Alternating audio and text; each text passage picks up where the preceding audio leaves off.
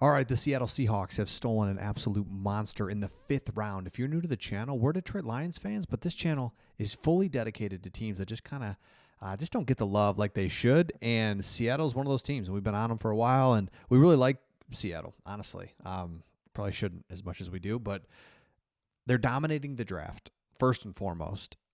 What they've done, the trades that they've made, acquiring picks, coming into the draft with a bunch of picks, then being really smart about what they're doing. I mean, you get Gray Zabel, who everyone unanimous is like, yeah, go ahead and take him. Boom, you get him at 18, exactly what you wanted. You get the best safety in the draft in Emanwari. I don't know how to say his name. South Carolina, tackling machine. Then, like, if I'm a GM and I'm doing your draft, I'll get to the 5th round pick that you had, but then you get Elijah Arroyo, tight end stud, starter day one. And that's your 2nd round pick. So he's 1st round, 2nd round, 2nd round. Then in the 3rd round pick, Jalen Milroe, which is just so smart. Quarterback is so important. You have to have a quarterback. Why would you not grab one when, and this is almost like every team needs to, but Jalen Milroe, a lot of people talk about him being, and especially with the Shadur Sanders stuff, like, again, awesome. And then the guy that you get in the 5th round, you didn't have a 4th round pick, was Rylie Mills, defensive tackle out of Notre Dame. Powerful interior lineman, known for his run-stopping ability, captain on the Irish, just an absolute stud. And the only reason he falls is because of a late-season injury. This is so well done by the Seahawks, because absolutely take these guys.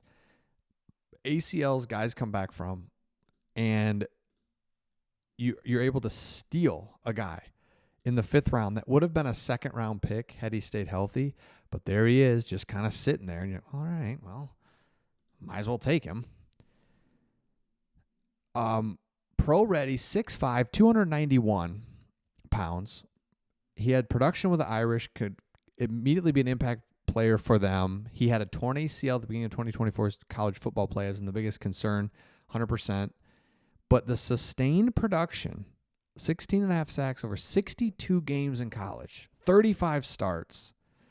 His frame resembles of Mike Morris, who's 6'5", 295. Like, let's go. Look at this updated defensive line chart. This is what I wanted to get to right here, was Leonard Williams, okay. Yep. Byron Murphy out here, Mike Morris, Quentin Bohanna, who he is what he is. Nothing crazy. But still, point is, when you can find defensive tackles, because you can't find them, right? Seattle, and by the way, that's the whole thing on Seattle. Winning 9-10 games a year for the last couple of years, shout out to them to say, all right, we're going to reboot our franchise. We're not going to stay here. They could have kept Geno, kept everything, re-signed DK to instead, you get a 2nd round pick. You turn that into, I'm getting excited. I need to calm down. You turn that into Emanwari, the safety, or Elijah Arroyo. I think it would have been Elijah Arroyo. No, one of those two. It doesn't matter. I can't remember which picks was Pittsburgh's, but it doesn't matter. You added another starter, ascending player. DK is a descending player, and Pittsburgh paid him. Fine. Sorry. That's stupid. So you get an ascending players, and you've still got so many more. Picks are happening now as I'm filming this, but the Rylie Mills move, a defensive tackle out of Notre Dame, is hard to find. You can't find these guys, so I'm super intrigued. The Rylie Mills move is awesome, but it's the combination of it all that really brings it all together. And when I say that is because you just drafted Torrey Horton, wide receiver. A lot of people loved him. It's the whole draft that's really starting to be like, dang it. Right? Because you're in the NFC with the Lions, and a lot of teams got better. And the Lions, quite frankly, just didn't fully.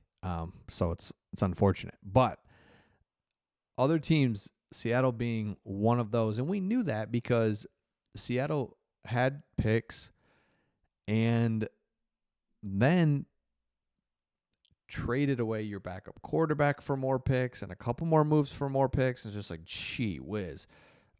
I think that's the plan. I really, the more I watch this, the more it's about draft picks. So why not acquire more? The Lions, and I could see it from the other side, the Lions have been moving up constantly in the draft and throwing away draft picks at the back end of the draft or next year. It's like, geez, let's pick people rather than just do what Seattle's doing. What are we doing?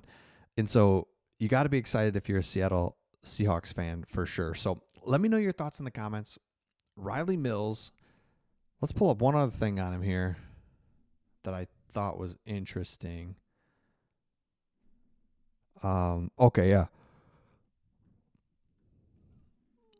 Look at this guy. You kidding me? Number 99, captain. Blue collar grinder, good instincts, anchoring A gaps. Twice, Bruce Feldman's annual freak list for the Athletic Mills is credited with a 32-inch vertical, 9.5 broad jump, 600-pound squat. He's country strong, so he couldn't do all this stuff at the combine, but it's like, yeah, I think he'll be just fine. I think he's going to be just fine. 4th round value, all said and done, that was with the injury, 4th round. Had he not had the injury, I'm telling you, it would have been a 2nd round pick, but people are like, you know what, even with the injury, he's not going to probably play half the year. He's going to be a 4th rounder. You get him in the 5th round. Dang. That's where it's at, man. I'm not sure what to make of it, because I'm happy for the Seattle Seahawks, but also just like, dude, enough's enough, guys. Come on. Let us relax here for a second. Let the NFC get its bearings. He says, my knee is really ahead of schedule. I know I talked to the Seahawks doctor out there. My knee is doing awesome. I'm rocking around really well. Starting to run. Love it. 6'5", 300 pounds. We'd already talked about that. Strength and demeanor of a 3-4 defensive end, right? So in the 3-4, you're not quite a defensive end, but you're out wide. You're not that nose tackle. That's where he could fit. He can bend the edge, but still anchor the edge, and I think that's huge too. So let me know your thoughts in the comments. If you're new to the channel, again, if you're a Seattle Seahawks fan, we talk about you a lot. It was ever since you traded Russell Wilson, we started talking about you, because it's just like, another good move. Get him out of here. He's getting a little weird. You had some good times with him, though. Boy, you did. So you can't be mad at Russell ever, but you're also like, yeah, well, see you, man. See you, buddy. All right. Let me know your thoughts. We'll see all of you on the next one.